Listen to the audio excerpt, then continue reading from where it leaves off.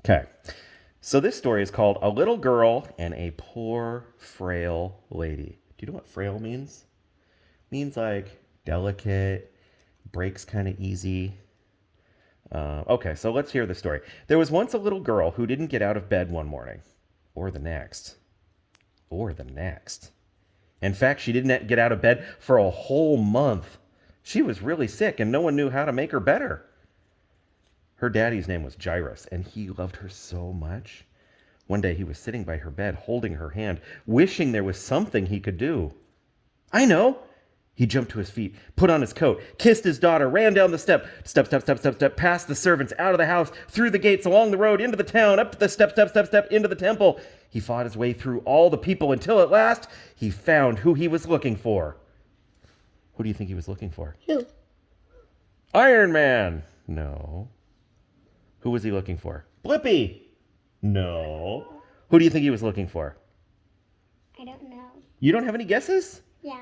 Remember, this is the Bible. Who do you think he's looking for in the Bible? God? God? Jesus? Jesus!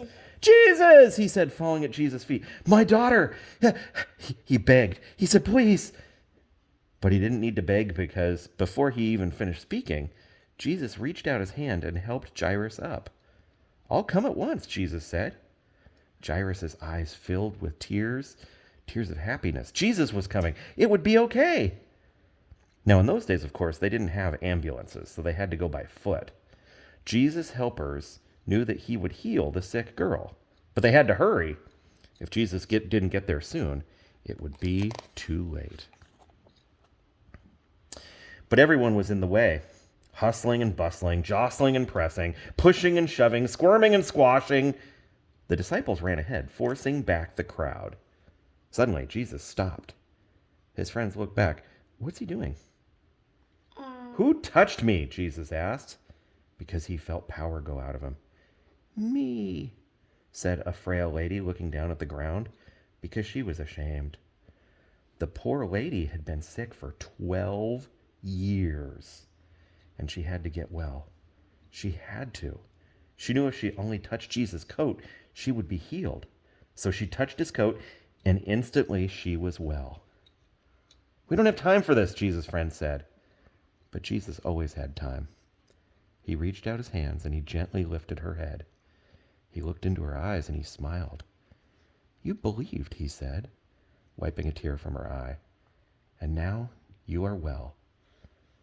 Just then Jairus' servants rushed up to Jairus. It's too late, he said breathlessly.